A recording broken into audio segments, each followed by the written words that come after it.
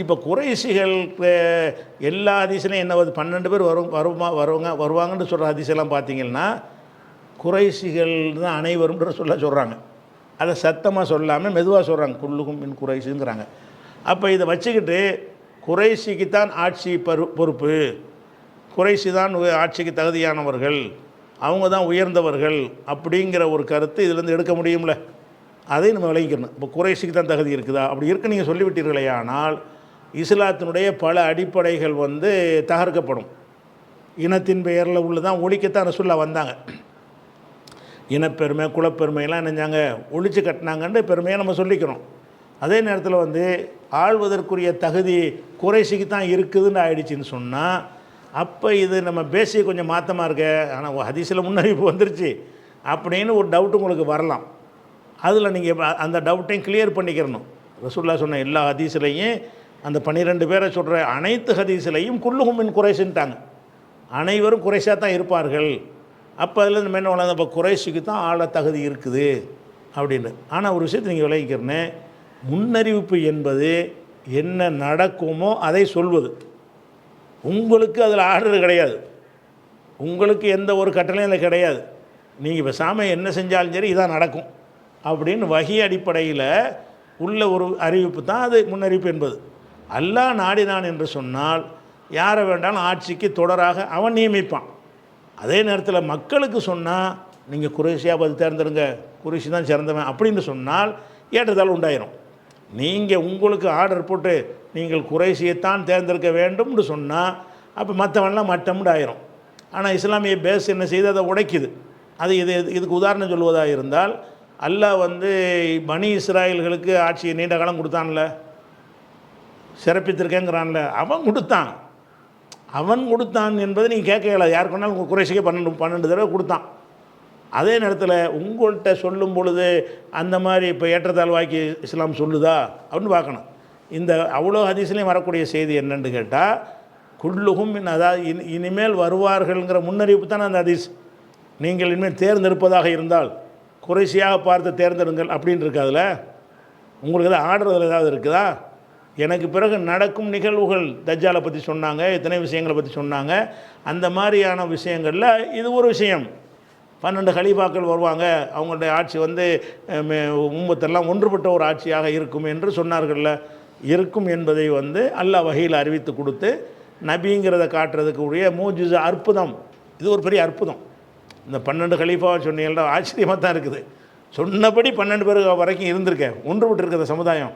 12 பேர் இடையிடையில் சில சருகள் வந்தால் கூட அந்த சருகள் வந்துரும்னு சொல்கிறாங்க. சருகள் வந்துடும் மறுபடியும் சரியாயிருங்கிறாங்கல்ல. அவ்வளவையும் சொல்கிறதா இருந்தால் இவங்க அல்லாஹ்வுடைய தூதர் தான் என்பதற்கு ஒரு ஆதாரமாக உள்ள விஷயம். ஆனால் அந்த முன்னறிவிப்பு வச்சுக்கிட்டு உங்களுக்கு கட்டளை இட்டால் தப்பாக போயிடும். அது கட்டளை கூடாது. எப்படி குறைஷி தான் சிறந்தவங்க, குறைஷி தான் நீங்கள் தேர்ந்தெடுக்கணும், குறைஷி இல்லாத யாரையும் ஜனாதிபதிக்கு தேர்ந்தெடுக்கக்கூடாது, இதுதான் இஸ்லாத்தின் நிலைப்பாடு அப்படின்னா டோட்டலாக போச்சு, இஸ்லாத்தின் அடிப்படையே போச்சு. அல்லாஹ் இப்படி 12 பேர் வரிசையாக கொடுப்பான், அனைவரும் குறைஷியாக இருப்பாங்க. இன்னும் சொல்லப்போனால் எதிர்த்தாங்கள அப்பாஸி, அவங்களும் தான் குறைஷி. அப்பாஸ் குறைஷி இல்லையா? அவர் பனு உமையாக்கள் மட்டும் தானே குறைஷி. உமையாக்களும் குறைஷி தான், உமர் அபூபக்கரும் குறைஷி தான், அலியும் குறைஷி தான், ஹசனும் குறைஷி தான். எதிர்த்து புரட்சி பண்ணிட்டு வந்தாங்களே அவங்களும் யார் தான்? குறைஷி தானே. அது ஒருத்தர் ஆட்சியில் அப்படி தொடர்ச்சி அவங்க தலைமைத்துவத்தில் வர்றதுனா அப்படி ஒருத்தர் மாற்றி ஒருத்தர் விரும்பக்கூடியவர்களாக அதில் பயிற்சி எடுத்தவர்களாக இருந்ததுனால அவங்க அப்படி வந்துடுறாங்க. நம்ம தேர்ந்தெடுக்க சொல்லி வரும்பொழுது, ஓட்டு போடும் பொழுது குறைஷிக்கு தான் நீங்கள் ஓட்டு போட, அது மாதிரியான கருத்தை இஸ்லாம் சொல்லுதுன்னா சொல்லலை. அது என்ன விளைக்கிறதுனா, குறைஷிக்கு கலீஃபான்னு நம்ம சொன்னோம்னா அதில் ஹதீஸ் புறாவை என்ன வருதுன்னா, இது முன்னறிவிப்பாக தான் வருகிறது. ஆனால் நீங்கள் வேறு ஆதாரங்களை வச்சு பார்த்தீங்கன்னு சொன்னால் குறைஷி தான் சிறந்தவன், இதில் நம்ம என்ன எடுத்துடக்கூடாது. ஆனால் அப்படி எடுத்துருக்குறாங்க. யார் எடுத்துருக்கிறா? மதுஹப் கித்தாபில் எடுத்துருக்குறாங்க. இஸ்லாத்தில் இல்லை. ஆனால் மதுஹபுடைய அறிஞர்கள் எல்லாம், பெரிய பெரிய அறிஞர்கள் எல்லாம், மதிக்கத்தக்க அறிஞர்கள் எல்லாம் கோத்திரத்தின் அடிப்படையில் உள்ள சிறப்பு உண்டுன்னு சொல்கிறாங்க. கல்யாண பாடத்தை, திருமணங்கிற பாடத்தை எடுத்துக்கிங்கன்னா ஷாஃபி கித்தாபாக இருந்தாலும் சரி, ஹனஃபி கித்தாபாக இருந்தாலும் சரி, அதில் அழகாக எழுதுறாங்க. அப்படி குறைஷிக்கு ஹபஷி சமம் கிடையாது, ஹாஷிமிக்கு இவன் சமம் கிடையாது, அவனுக்கு இந்த பொண்ணு அவனுக்கு சமம் கிடையாது அப்படின்னு சொல்லி, அரபிக்கு அஜமி சமம் கிடையாதுன்னா எழுதிக்கிறாங்க ஃபிக்குல. மதுஹப் கித்தாபுகளில் பொண்ணு பார்க்குறதா இருந்தால் ஒரு அரபியான ஒரு பொண்ணுக்கு வந்து அரபி இல்லாத ஒருத்தன் அவன் எவ்வளோ பெரிய மன்னர் வீட்டு குடும்பமாக இருந்தாலும் சரி அவன் ஈக்குவலாக மாட்டான் என்று இந்த இஸ்லாத்தில் இல்லாத அந்த நல்ல வழிக்கு தமிழில் இது மொழிபெயர்த்து இங்கே வெளியிடலை விட்டாங்கன்னு சொன்னால் இஸ்லாம் இனியமாக இருக்குது இதுதான் கேள்வியாக வரும். இவங்களுக்குள்ளே எழுதி மதரசாவில் சொல்லி கொடுத்துட்ருக்குறாங்க. இப்படியெல்லாம் வந்து ஏற்றதால உண்டாக்கி வச்சுருக்குறாங்க. வச்சா அதுக்கு என்ன காரணம் காட்டுறாங்கன்னா இதுதான் ஒன்று காட்டுறாங்க. எது பார்த்தீங்களா, குறைஷுக்கு தான் அந்த ஒரு விஷயம் இருக்குது. குறைஷி தான் ஆட்சிக்கு வருவாங்கன்னா ஆட்சிக்கு தான் வருவாங்கன்னா அது முன்னறிப்பு தானே. அல்லா அப்படி அல்லா அப்படி தான் அமைச்சு வச்சுருக்கிறான், அப்படி தான் நடக்கும்ன்ற ஒரு செய்தி தானே தவிர மக்கள் மத்தியில் அவர்கள் தான் சிறந்தவர்கள் அல்லா நாடியவர்களுக்கு ஆட்சியை கொடுப்பான்.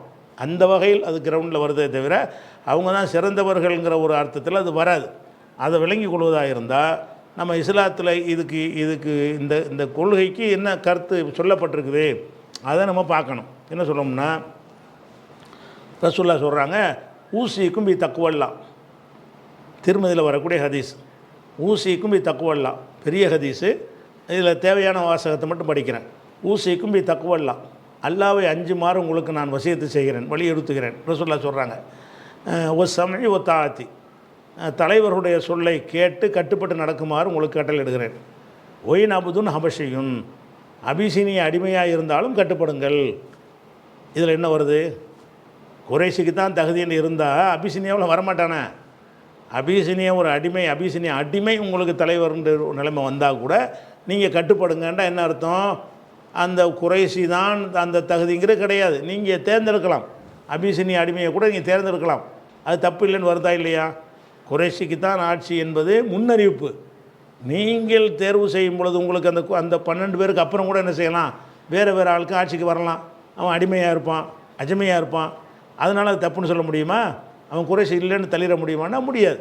ஏன்னு கேட்டால் ஒயின் அபுதன் ஹபஷியன், ஹபஷி அடிமையாக இருந்தாலும் சரி தான் நீங்கள் வந்து என்ன செய்யுங்க, அவங்களுக்கு கட்டுப்பட்டு நடங்க.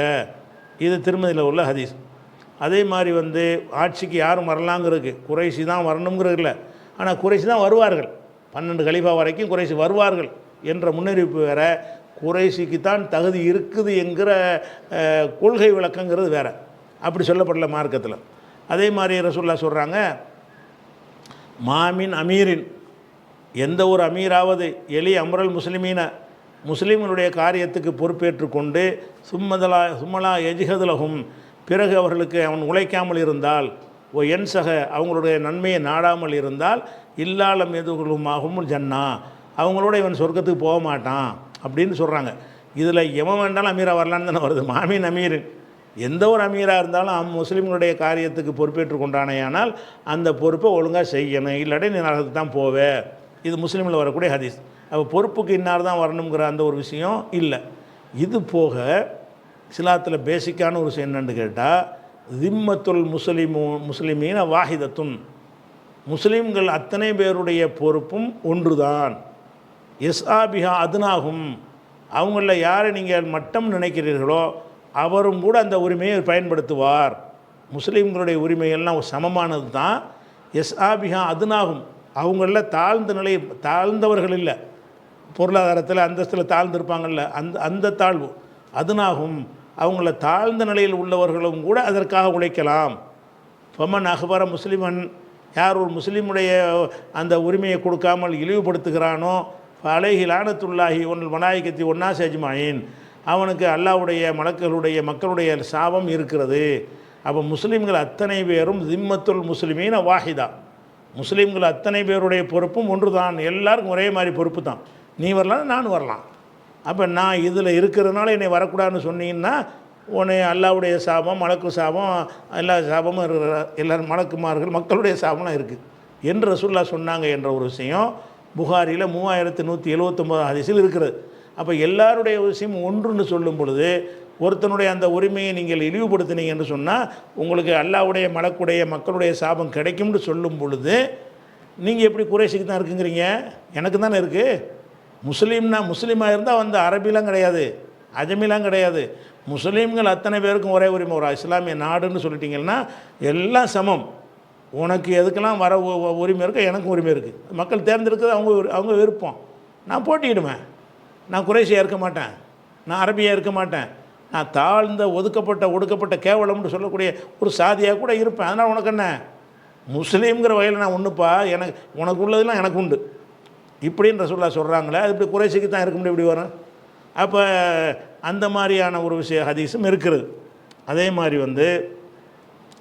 ரசூலுல்லாஹ் என்ன செய்கிறாங்கன்னா, ரசூல் ஸல்லல்லாஹு அலைஹி வஸல்லம் முதல் கட்டளை என்ன, ரசூல் ஸல்லல்லாஹு அலைஹி வஸல்லத்தை அல்லாஹ் நபி ஆக்கிட்டான். நபியானவனு அவங்களுக்கு போட்ட முதல் கட்டளை ஏற்கிற நீ ஓதுன்னு எல்லாம் சொல்லிவிட்டான். அது அவங்களுக்குள்ள நீ ஒழுங்காக கொள்கை வழங்கிக்கேண்டு அந்த ஒரு வகி வந்துருச்சு. அதுக்கப்புறம் பிரச்சாரம் செய்வதற்கான வகி வந்தது. ஃபஸ்ட்டு வகி என்னது, வான்தீர் அஷீரத்தக்கல் அக்ரபீன். இதுதான் கவிஞர்கள் சூறாவில் 214வது வசனத்தில் இது இருக்குது. வான்தீர் அஷீரத்தக்கல் அக்ரபீன், நெருங்கிய சொந்தக்காரங்களுக்கு போய் பிரச்சாரம் பண்ணு. ஃபஸ்ட்டு கட்டளை தான். ஊர் உலகத்துக்கு அப்புறம் சொல்லிக்கிடுவோம், நீ நபி ஆகிட்ட, நீ விளங்கிக்க, நீ உறுதியாயிக்க அப்படின்னு சொல்லி முஸம்மில் முத்தசிர் சூறாவெலாம் இறங்கி ரசூலுல்லாஹ் நல்லா உறுதிப்படுத்தின பிறகு இப்போ போய் மக்களுக்கு சொல்லு. மக்களுக்கு சொல்லுங்கும்போது எல்லாம் என்ன உத்தரவு போடுறான்னு கேட்டால், உனக்கு நெருங்கிய உறவினர்களுக்கு சொல்லு, அஷீரத்தக்கல் அக்ரபீன், உனக்கு நெருங்கிய உறவினர்களுக்கு போய் சொல்லுன்ற ரசூலுல்லாஹ்வுக்கு கட்டளையிடுறான். அப்போ நெருங்கிய உறவினர்கள்னால் யார், அவங்களுடைய அப்து முனாஃபு, அப்து ஷம்ஸு, அந்த ஹாஷிமு, குறைஷி, இவங்க தானே, இந்த குடும்பத்தார் தானே. இவங்களையெல்லாம் ரசூலுல்லாஹ் என்ன செய்கிறாங்கன்னா கூப்பிட்றாங்க. யா மாஷர குறைஷ் கூட்டத்தார்களே, அவ் களிமத்த நகவகா, இது போன்ற வார்த்தை. அப்படின்னா அந்த குறைஷிகளே, ஹாஷிமிகளே, பனு அப்து முனாஃபுகளேன்ற அவங்க குடும்பத்தாரை சொல்லி கூப்பிட்டுப்பாங்க. சொல்லிட்டு என்ன செய்கிறாங்கன்னா, இஸ்தரு அம்புசக்கும், உங்களை விஷயத்தை நீங்களே பார்த்து கொள்ளுங்கள். லா உகுனி அன்கும் மினல்லாஹி ஷையா, அல்லாவிடமிருந்து உங்களை நான் காப்பாற்றேன். என் கோத்திரம் குளம்லாம் வந்துடாதீங்க. நீங்கள் ஒழுங்காக அந்த கொள்கை ஏற்றுக்கொள்ளலன்னு சொன்னால் முகமதுடைய உறவினர் என்றெல்லாம் இங்கே வர முடியாது. உங்களுக்கு நான் ஒன்றுமே செய்ய முடியாது. அப்போ எல்லாம் சமந்தான். ஏற்றுக்கொள்வது தான் எங்களுக்கு பிரச்சனை. ஏற்றுக்கொண்டா தான் உங்களுக்கு அல்லாவிடத்தில் நீங்கள் வெற்றி பெற முடியுமே தவிர, ஏற்றுக்கறலன்னு சொன்னால் லா உகுனி அன்கும் மினல்லாஹி ஷையா. அப்புறம் என்ன செய்கிறாங்க, ரசூலுல்லாஹ் கூப்பிட்றாங்க, யா பனி அப்து முனாஃப், அப்து முனாஃபுடைய மக்களே. அவங்க அந்த குறைஷில் உள்ள ஒரு கோத்திரம், இவங்க ரசூலுல்லாஹ்ல அடங்குவாங்க. அப்து முனாஃபுடைய மக்களே, லா உகுனி அன்கும் மினல்லாஹி ஷையா, அல்லாட்டிருந்து உங்களை நான் காப்பாற்ற முடியும். நீங்கள் உயர்ந்த குலமாக கோத்திரமாக இருக்கலாம், அல்லாட்டிருந்து காப்பாற்ற முடியாது. நீங்கள் சரியான பாதையில் நடந்தாலே தவிர உங்களுடைய குலம் என்ற காரணத்தினால் உங்களை அல்லாட்ட காப்பாற்ற முடியாது. அப்பாஸ் இப்னு அப்துல் முத்தலிப், அப்துல் முத்தலுடைய மகன் அப்பாஸை பெரிய அப்பா கூப்பிட்றாங்க. அப்பாஸே, லா உகுனி அன்க மினல்லாஹி ஷையா, அல்லாவிடமிருந்து உனக்கு நான் ஒன்றுமே செய்ய முடியாது. அப்படின்னு என்ன அர்த்தம், சமம் தான். நீங்கள் என்ன குலம்ங்கிற எங்களுக்கு மேற்றே கிடையாது, அதை வச்சுலாம் உயர்வு கிடையாது. அதே மாதிரி யா சஃபியா அம்மத் ரசூலுல்லாஹி ஸல்லல்லாஹு அலைஹி வஸல்லம், ரசூலுடைய மாமியாக இருக்கக்கூடிய மாமின்னா உங்கள் வாப்பாவுடைய சகோதரி, என் மாமியாக இருக்கக்கூடிய சஃபியாவே, லா உகுனி அன்கி மினல்லாஹி ஷையா, அல்லாட்டிருந்து உனக்கு நான் ஒன்றும் செய்ய முடியாது. நீ சஃபியாவாக இருக்கலாம், குறைஷாக இருக்கலாம், ஒன்றும் பண்ண முடியாது. எனக்கு சொந்தக்காரர்களாக இருந்தாலும் ஒன்றையும் ஒன்றும் பண்ண முடியாது. அப்புறம் யா ஃபாத்திமா பின்த முகமதுடைய மகள் ஃபாத்திமாவே, மகளையும் கூப்பிட்றாங்க. சலீனி மா ஷேத்திமி மாலி, என்னுடைய பொருளாதாரத்தில் செல்வத்தில் எதை வேண்டாலும் நீ கேளு, தர்றேன்.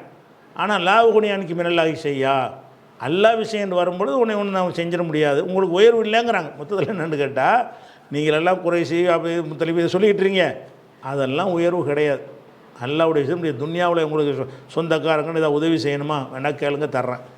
அதான் செய்ய முடியுமே தவிர உங்களை தூக்கி பிறப்பில் உயர்ந்தவனை தூக்கி மேலே வைக்கிற விளையாட்டுலாம் கிடையாதுன்னு தான் அர்த்தம். இதுக்கு முதல் பிரச்சாரம் ஸ்டார்டிங்கே அப்படி தான் ஆரம்பிக்குது. முதல் கட்டளையே பிரச்சாரம் செய்வதற்கான முதல் கட்டளை இது தான், சொந்தக்காரங்களுக்கு பிரச்சாரம் செய்வது தான். அந்த பிரச்சாரத்தின மையக்கரை என்னவாக இருக்குது, எல்லாரும் சமம்னு இருக்குது. இன்னும் சொல்ல போனால் அல்லாஹ் குர்ஆனில் என்ன சொல்லி காட்டுறான்னா, இன்னமல் மூமினூன இஹ்வத்துன், மூமின்கள் எதுக்கு இதை சொல்கிறேன்னு கேட்டால், குறைஷிக்குத்தான் ஆட்சி உண்டுன்னு சொல்லி மதுஹப் கிதாபில் எழுதி வச்சுக்கிறாங்க. நீங்கள் மதிக்கிற பெரிய பெரிய இமாம்கள்லாம் அந்த கொள்கையை ஆமான்னு சொல்லி எழுதி கொண்டிருக்கிறார்கள். அந்த ஆளுக்கு பேரலைஞ்சோன்னா அவங்களுக்கு கோவம் வரும். அந்த மாதிரியான ஆட்கள்லாம் எழுதி வச்சுக்கிறாங்க குறைஷிக்கு தான் இருக்குதுன்னு சொல்லி. ஆனால் அல்லாஹ் அதை ஒத்துக்குருவானா, இன்னமல் மூமினூன இஹ்வத்துன், மூமின்கள் எல்லாமே சகோதரர்கள் தான்.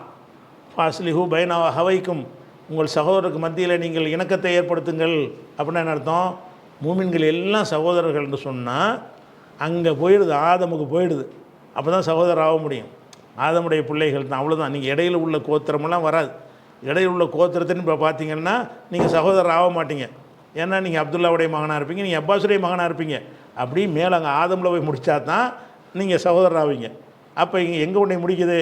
இன்னமல் மூமினூன இஹ்வத்துன், மூமின்கள் அத்தனை பேரும் சகோதரர்கள் என்று சொல்லிவிட்டு, அதே மாதிரி லா யஸ்ஹர் கௌமின் மின் கௌமின், ஒரு சமுதாயம்னா ஒரு குலம், ஒரு கோத்திரம் எல்லாம் வரும்.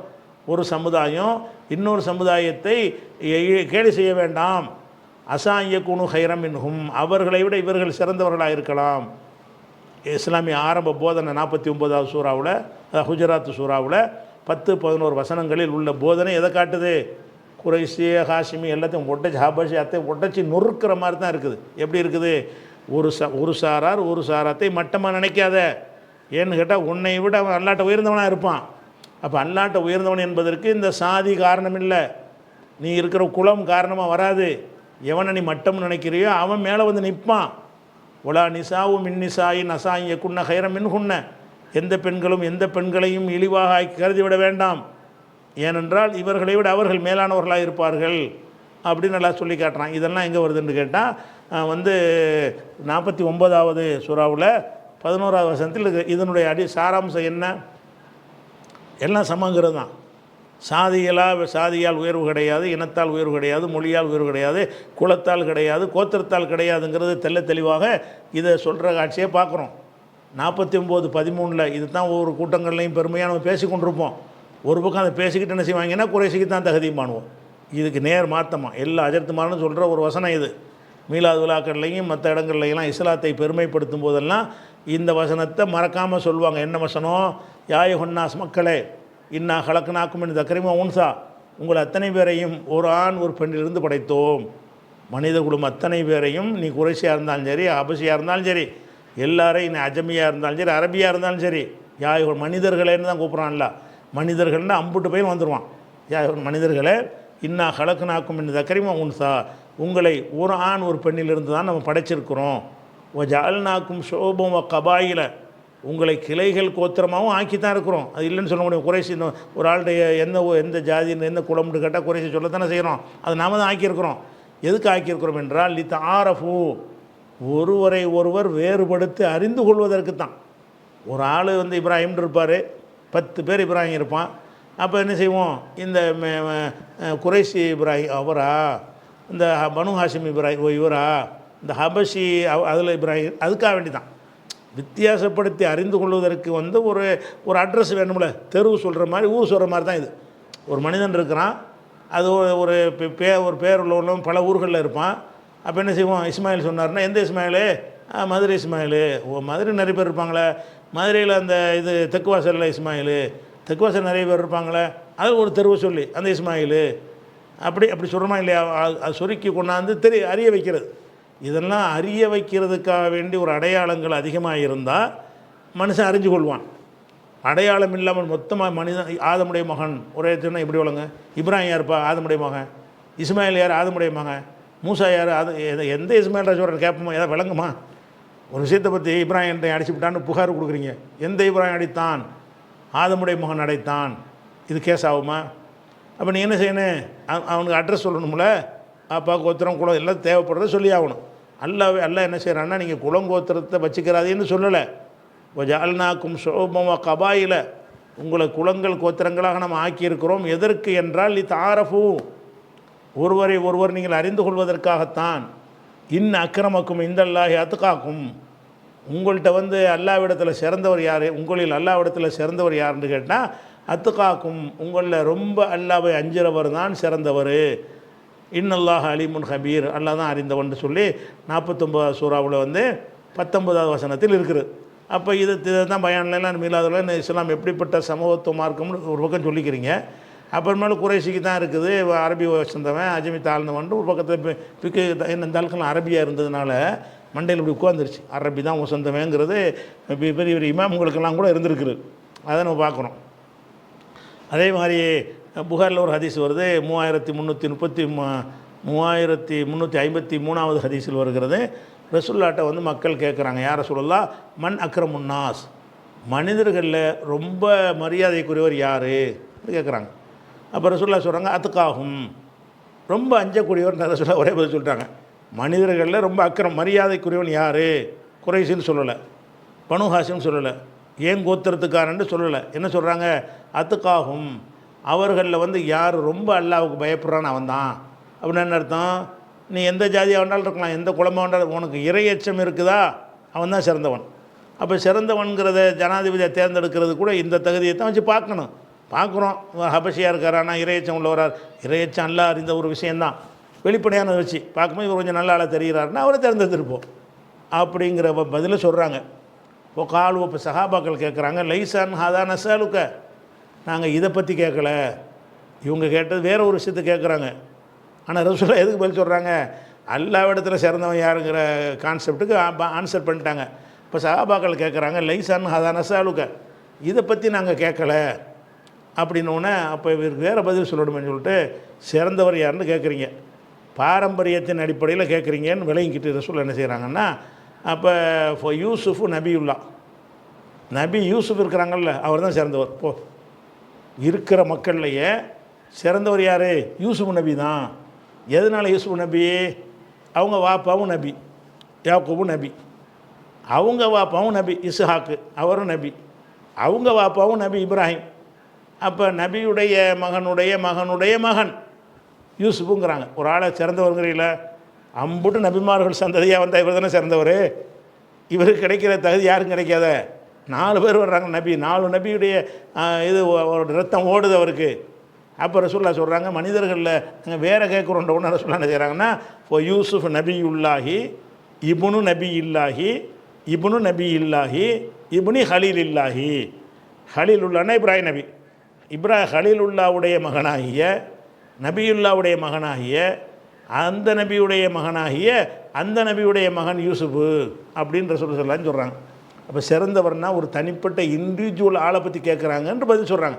முதல்ல கேட்குறாங்க, தத்துவார்த்த ரீதியாக கேட்குறாங்க, சிறந்தவர் யாருன்னு கேட்குறீங்கல்ல, சிறந்தவர் யாருன்னு அவங்க ஜாதியை பற்றி தான் கேட்குறாங்க. நல்லா விளைக்கிறேன்னு, அவங்க ஜாதியை பற்றி தான் அந்த சிறந்தவர்னுக்குள்ள கேள்வி கேட்ட ஆளுக்கு நோக்கமே எதுன்னு கேட்டால், குறைஷின்னு சொல்லுவாங்க, ஹாசிமின்னு சொல்லுவாங்க, அதை வச்சு நம்ம அப்படிங்கிறது தான் கேள்வி. அது கடைசியில் வருது. அது அவங்க மனசில் வச்சுட்டு கேட்குறாங்க. ரசூலுல்லாஹ் என்ன செய்யல, அதுக்கு வகையை வைக்காமல் சிறந்தவர் யாருன்னு கேட்டால் அத்துக்காக்கும், உங்களில் யார் ரொம்ப அல்லாஹ்வை பயப்படுறான்னா அவன் தான்ட்டாங்க. இவங்க எதிர்பார்த்த பதிலாக இல்லை. அப்புறம் இதை கேட்கல, அப்போ தனி நபரை கேட்குறியா, சிறந்தவர்னா யூசுஃப் தான். உலகத்தில் உள்ள மனிதர்களே சிறந்தவர்னா யூசுஃப் தான் சொல்லணும். அவருக்கு தான் இப்படி ஒரு அந்தஸ்து கிடச்சிருக்கு, பாப்பா நபி, தாத்தா நபி, கொழு தாத்தா நபி. அப்போ இந்த மாதிரி ஒரு அந்தஸ்து யாருக்கு மட்டும்தான் இருக்குது? அவருக்கு மட்டும்தான் இருக்குன்ற சொல்லி போடுறாங்க. மறுபடியும் செய்யணும், லைசான் அதான் இதை கேட்கல, நாங்கள் இதையாக கேட்குறோம் அப்படிங்கிறாங்க. அப்போ ரசூலுல்லாஹ் கேட்குறாங்க, ஃபான் மாதினில் அரபி தசலூன், இந்த அரபி கோத்திரங்கள் அதை பற்றி கேட்குறீங்களாங்கிறாங்க. அதுதான் ஆரம்பத்தில் கேள்வியை. ரசூலுல்லாஹ் அந்த கேள்வியை அலட்சியப்படுத்துகிறாங்க.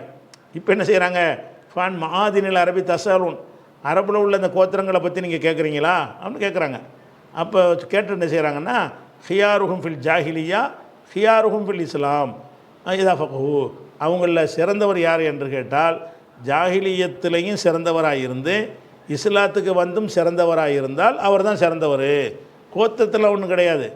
அவர் அறியாமை காலத்திலேயே சிறந்த செயல்கள்லாம் செஞ்சுட்டு, எந்த குலம் கோத்திரம்னு கிடையாது. அறியாமை காலத்திலேயே தாழ்ந்த குலத்தில் பிறந்தவராக இருக்கிறாரு. அறியாமை காலத்திலே தான தர்மம் வழங்குறாரு. அறியாமை காலத்தில் அடிமை விடுதலை செய்கிறாரு. அறியாமை காலத்திலே சத்தியத்துக்காக குரல் கொடுக்குறாரு.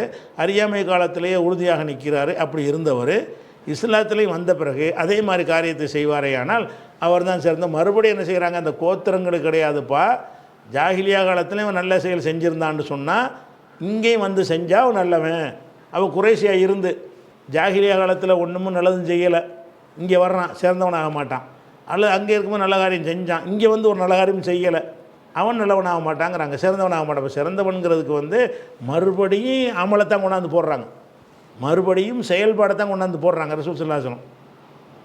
அப்போ எப்படி குறைஷிக்கு தான் தகுதி, குறைஷிகள் தான் வருவார்கள்ங்கிற முன்னறிவிப்பு தான் அது.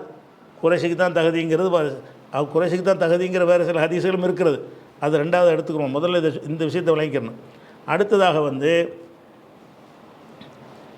இதே கருத்தை என்ன செய்கிறாங்கன்னு கேட்டால், ஐயாமு தஷ்ரீக்கில், அதாவது ஹஜ்ஜிக்கு போகிறாங்கல்ல, ஹஜ்ஜிக்கு போகும்போது அந்த தஷ்ரீக்குடைய நாளில் வந்து, தஷ்ரீக்குடைய நாளில் நடுப்பகுதி நாள்னா 11, 12 என்ன செய்கிறாங்க, ரசூலுல்லாஹ் வந்து உரை நிகழ்த்துறாங்க. என்ன உரை நிகழ்த்துறாங்கன்னா, யாயுஹன்னாஸ், மக்களே, அலா இன்ன ரப்பக்கும் வாஹிதுன், உங்களுடைய இறைவன் ஒருவன்.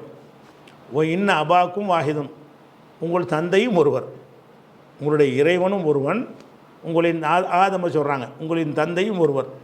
அலா அறிந்து கொள்ளுங்கள், லா ஃபதுல் அரபியின் அல்ல அஜமியின், எந்த ஒரு அரபு மொழி பேசுகிறவனுக்கும், அரபு மொழி பேசாதவனுக்கு அஜமிம்பாங்க, அது பிறமொழி பேசுகிறவனை விட எந்த சிறப்பும் கிடையாது. அரபு மொழின்னா வெறி பிடிச்சி இருந்த மக்கள்கிட்ட போய்கிட்டு உன் மொழிக்கெல்லாம் சிறப்பு கிடையாது, எல்லாம் சமம்தான்ட்டாங்க. ஒவ்வொருத்தனும் தான் பேசுகிற மொழியை தூண்டி விட்டு தான் அரசியல் நடத்துவான். தான் எந்த மொழி பேசுகிறானோ, இப்போ தமிழ்நாட்டில் தமிழ் தேசியம்னு சொல்லி தூண்டி விட்டோன்னு முறுக்கு ஏறுதில்ல அறிவியனை முட்டா பயல்களுக்கு, அந்த மாதிரி தான் எல்லாருமே செய்வாங்க. ஆரம்ப காலத்தில் திராவிட இயக்கங்கள் ஆட்சியை பிடிப்பதற்கு இந்தி ஒழிக தமிழ் வாழ்கைங்கிற அது மொழி அடிப்படையில் தான் ஒரு கூட்டத்தை திரட்டுவாங்க, மொழி வரியை தூண்டி விட்டு. அப்படி தூண்டாத ஒரே தலைவர், அவருடைய தாய்மொழி அரபியாக இருந்தும் அது தூண்டாத ஒரு தலைவராக என்ன செய்கிறாங்க, ரசூலுல்லாஹ் சொல்கிறாங்க, மக்கள்லாம் அரபியில் தான் கூடியிருக்கிறப்ப அரபி தான் கூடியிருக்கிறான், மண்டக்கணம் பிடிச்சவன் தான் கூடியிருக்கிறான். அவனை பார்த்து சொல்கிறாங்க, லா ஃபதுல் அரபியின் அல்ல அஜமியின், அரபு மொழி பேசுகிற யாருக்கும் வேறு மொழி பேசுகிறவரை விட எந்த சிறப்பும் கிடையாது. ஒலாலி அஜமியின் அல்ல அரபியின், வேறு மொழி பேசுகிறவனுக்கு அரபு மொழி பேசுகிறவனே சிறப்பு கிடையாது. ஒல அஹ்மர் அல அஸ்வத, சிவப்பாக இருக்கிறவனுக்கு கருப்பாக இருக்கிறவனோட சிறப்பு கிடையாது. ஒல அஸ்வத அல அஹ்மர, கருப்பாக இருக்கிறவனுக்கு சிவப்பாக இருக்கிறவனோட சிறப்பு கிடையாது. இல்லா பி தக்குவா, தக்குவாவை கொண்டு தான், இறையச்சத்தை கொண்டு தவிர கிடையாது. உனக்கு சிறப்பு வேணும்னு சொன்னால் இறையச்சம் இருக்கணும் சொல்லிவிட்டு, பல்லகுத்து உங்களுக்கு சொல்லிவிட்டேனா, சரியாக சொல்லிவிட்டேனா, நான் கொண்டு வந்த கொள்கையை சாறு பிழிந்து, ஹஜ்ஜத்துல் விதான கடைசி உரை தானே 23 ஆறு பாடுபட்ட அந்த கொள்கையை சாறு பிழிந்து சொல்கிறாங்க மக்களுக்கு, இதாண்ட நம்ம கொள்கை, அல்லாஹ் ஒருத்தன் உங்கள் அப்பா ஒருத்தன், இதான் கொள்கை போ அப்படின்னு சொல்லிட்டாங்க.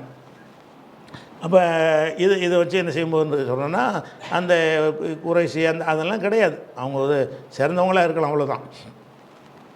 அதே மாதிரி ரசூலுல்லாஹ் சொன்ன செய்த அது அகமதில் வருதா, இப்னு ஹிப்பானில் வரக்கூடிய ஒரு ஹதீஸ் என்ன வருதுன்னு கேட்டால், மக்களே இன்னல்லாஹ் கது அதுஹபான்கும் ஒப்பியத்தில் ஜாஹிலியா, அறியாமை கால பழக்கத்தை எல்லாம் அல்லாஹ் உங்களை விட்டு நீக்கி விட்டான். யாய் ஹொன்னாஸ், மக்களே இன்னமன்னாசு ரஜுலானி, மனிதர்கள் 2 வகை தான். ஒரு வகை என்ன, பர்ருன் தகையுன் கரீமுன் அலா ரப்பிஹி, ரப்பிடத்தில் இறைவனிடத்தில் மதிப்பு மிக்கவன், இறைவனை அஞ்சக்கூடியவன், இறைவனுக்காக நல்லது செய்கிறவன் என்று ஒரு வகை. இன்னொரு வகை ஃபாஜருன் ஷக்கையுன் ஹையுன் அலா ரப்பிஹி, ரப்பிடத்தில் மட்டமானவன், மூதேவி, ஷக்கைனா மூதேவி துர்பாக்கியசாலி, ஃபாஜருன் கெட்டவன். அப்போ அல்லாவிடத்தில் கெட்டவன் ஒரு ஜாதி, அல்லாவிடத்தில் நல்லவன் என்று ஒரு ஜாதி இருக்குது, அவ்வளவுதான் மனிதர்கள்ன்றாங்க.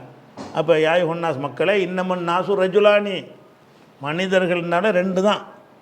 அப்போ என்னது, இதெல்லாம் கிடையாது, நீ சொல்கிறதெல்லாம் சும்மா அடையாளத்துக்கு உள்ளது. சொல்லிட்டு என்ன செய்கிறாங்கன்னா, சும்மா தலா, பிறகு ஓதி காட்டுகிறார்கள்.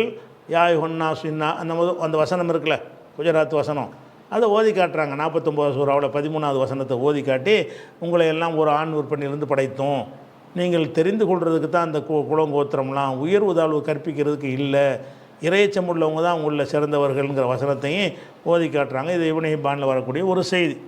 அப்போ ஒரு கோத்திரம் குலத்தின் அடிப்படையில் இந்த பெருமைங்கிறது அது மட்டும் ஒழிச்சிருந்தார்கள்னு சொன்னால் இன்னும் இஸ்லாம் தார்மாராக வளர்ந்துருக்கு. இந்த ஆட்களுக்கு அந்த தன்மை இல்லை.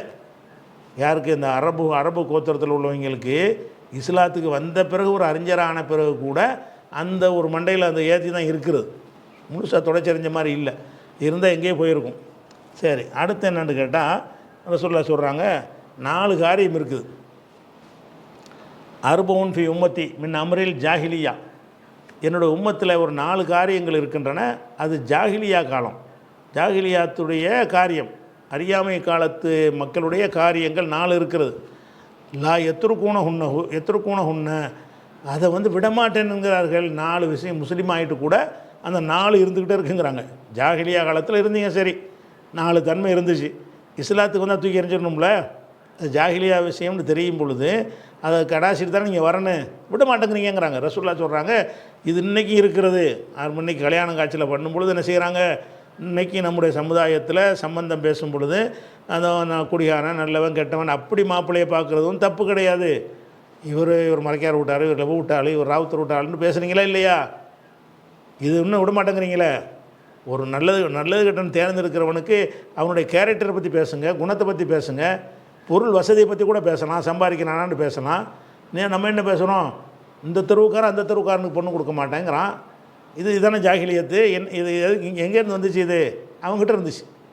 இன்றைக்கும் இருக்கிறது சில ஊர்களில், முஸ்லீம்களை நிறைந்து வாழ்கிற சில ஊர்களில் வந்து இன்றைக்கும் அந்த தெருவுக்கு பொண்ணு கொடுக்காத, இந்த தெருவில் மாப்பிள்ளை எடுக்காத, தெருவுன்னு அந்த தெருவுலலாம் ஒரு குறிப்பிட்ட வகையராக்கள் இருப்பாங்க. அதுதான் காரணம். அப்போ ரசூலுல்லாஹ் சொல்கிறாங்க, அர்பவுன் ஃபி உம்மத்தி, என் உம்மத்தில் 4 காரியங்கள் இருக்கிறது. மின் அம்ரில் ஜாகிலியா, ஜாகிலியாவுடைய காலம், ஜாகிலியாவுடைய காரியம், நான் எத்திருக்கூண உன்னஹு, அதை விட மாட்டேங்கிறாங்கன்னு சொல்லிவிட்டு அது என்ன 4 காரியம்னு ஃபஸ்ட்டு சொல்கிறாங்க. அல் ஃபஹுரு ஃபில் அஹ்சாப், பரம்பரை பெருமை. பரம்பரை பெருமைங்கிறது இருக்குது, அது இருக்கக்கூடாது, அது ஜாகிலியத்துக்கு உள்ள தன்மை, முஸ்லீமுக்கு இருக்கக்கூடாதுன்ட்டாங்க. ஆனால் விட மாட்டேங்கிறீங்கன்னு சொல்கிறது பெரிய அறிஞர்கள் வரைக்கும் அது வந்து ரசூலுல்லாஹ் கணிச்சு சொல்லிவிட்டாங்க. அப்படி தான் நடக்கிறாங்க. அப்போ நான் எத்திருக்கூண உன்னஹு, அதை விட மாட்டேன் என்கிறார்கள்னு சொல்லிட்டு ஒன்று என்னது, அல் ஃபஹுரு ஃபில் அஹ்சாப், பாரம்பரியத்தில் பெருமை அடித்துக் கொள்வது. நாங்கள் யார் தெரியுமா, நாங்கள் எப்படிப்பட்ட குலம் தெரியுமா, எப்படிப்பட்ட கோத்திரம் தெரியுமா, எப்படிப்பட்ட பாரம்பரியம் தெரியுமா, என்ன வகையரா தெரியுமா, இப்படின்னு சொல்கிறது. இதுதான் பாரம்பரியம். பாரம்பரியத்தில் பெருமை அடிப்பது. அதே மாதிரி வந்து சிறுமை அடிக்கிறதும், அது அடுத்தவனுடைய பாரம்பரியத்தை குத்தி காட்டுறதும் ஜாகிலியத் தான். தானு ஃபில் அன்சாப், பிறருடைய பாரம்பரியத்தில் குத்தி காட்டுவது, குறை சொல்கிறது. இவன் யார் தெரியுமா, இவன் அந்த கோத்திரம், இவன் இந்த கோத்திரம், இவன் நாவிதர் கோத்திரம், இவன் அந்த கோத்திரம்னு சொல்லி அவன் ஏதாவது தொழில்கள் பண்ணியிருப்பான்ல, அதெல்லாம் சொல்லி காட்டி என்ன செய்கிறது, அவனை இழிவுபடுத்துறது. அப்போ 4ல் 52 இதுக்கே வந்துருச்சு. 4 விஷயத்தில் பரம்பரையை வச்சு பெருமை அடிக்கிறதும் ஜாகிலியத்து தான், இன்னொருத்தனுடைய பரம்பரையை சிறுமைப்படுத்துவதும் ஜாகிலியத்து விஷயம். அப்போ உன்னை நீ பெருசாக நினச்சிக்கிட்டாலும் நீ ஜாகிலியத்தில் இருக்கிறேன்னு அர்த்தம். அடுத்தவனை சிறுமைப்படுத்தினாயானால் நீ ஜாகிலியத்தில் இருக்கிறேன்னு அர்த்தம். அதுக்கடுத்து 3வது என்னன்னு கேட்டால், உல் இஸ்திஸ்காவு பின் நுஜூம், இந்த நட்சத்திரங்களை கொண்டு, கோள்களை கொண்டு தான் மழை பெய்யுதுன்னு நம்புறது, மழை கோருவது, மழையை தேடுவதற்காக வேண்டி இந்த நட்சத்திரம் வந்தால் எங்களுக்கு மழை கிடைக்கும், அந்த நட்சத்திரம் நமக்கு மழையை பொழிய செய்யும். எங்கே கேட்பாங்க, நட்சத்திரங்களை, கிரகங்களை, கோள்களை, இந்த ஜாதகம்லாம் அப்படி தான் அமைச்சு வச்சுருக்காங்க. அந்த கோள்களை அடிப்படையாக வைத்து மழை தேடுவது, அவர்கள் தான் அந்த மழையை தர்றாங்கன்னு நினச்சிக்கிட்டு, செவ்வாய் அங்கே நிற்கிறான், சுக்கிரன் மேட்டில் இருக்கான், அவன் அதில் இருக்கான், இவன் இதில் இருக்கான்னு சொல்லிட்டு அதுக்கு ஒரு மனுஷன் மாதிரி பேரை கொடுத்து அவங்க வழியாக அது மழை இருப்புன்னு தேடுவதற்கு இல்லையா, அதுகள்லாம் வந்து ஜாகிலியா காலத்தில் உள்ளது. இன்னமும் எங்கள்கிட்ட இருக்குது, கொஞ்சம் கொஞ்சம் இருக்குதுங்கிறாங்க ரசூல் ஸல்லல்லாஹு அலைஹி வஸல்லம். 4வதாக ஒன் நியாஹத்து, ஒப்பாரி வைக்கிறது. ஒரு துன்பம் வந்துச்சின்னு சொன்னால், குறிப்பாக மரணத்துக்கு தான் ஒப்பாரி பெரும்பாலும் வைப்பாங்க, வேறு துன்பத்துக்கும் கம்மியாக வைப்பாங்க. அப்போ மரணம் ஏற்படும் பொழுது நமக்கு கட்டளை என்ன, சபுர் செய்யணுங்கிறது நமக்குள்ள கட்டளை, பொறுமையாக இருக்கணும். ஆனால் என்ன செய்கிறது, அழுவலாம், பொறுமையாக இருக்கலாம், அல்லது அழுகலாம், அல்லது வாயினால் சில வார்த்தைகள் சொல்லலாம். எந்த மாதிரி சொல்லலாம், அல்லாஹ் கேள்வி கேட்காத மாதிரியான ஒரு வார்த்தையை சொல்லலாம். அல்லாஹ் இந்த கணவன் போயிட்டார், எனக்கு பொறுமையை கூட அல்லா, அது மாதிரியான விஷயங்களை தௌஹீதில் நின்று பேசலாம். அப்படி இல்லாமல் வந்து இப்படி செஞ்சான்னு சொன்னால் அவள் வந்து ஜாகிலியாக்களுடைய வேலையை செய்கிறாங்க. குறிப்பாக பெண்கள் தான் அது செய்கிறாங்க. இது முஸ்லீமில் வரக்கூடிய ஒரு ஹதீஸ். அப்போ இதில் நமக்கு என்ன விளங்குது என்றால், இஸ்லாத்தில் வந்து இந்த குலம் கோத்திரம்ங்கிற டாபிக் கிடையாது. அதனால் இதில் என்ன செய்யக்கூடாது, குறைஷிகளுக்கு தான் ஆட்சி அப்படின்னு சொல்கிறதெல்லாம் வந்து அப்படி நடக்கும் என்கிற முன்னறிவிப்பு தான். குறைஷிகளுக்கு ஆட்சின்னு சொல்கிறது அப்படி நடக்குங்கிற முன்னறிவிப்பை தான் சொன்னார்கள். அடுத்து இது ஒரு விஷயமாச்சா.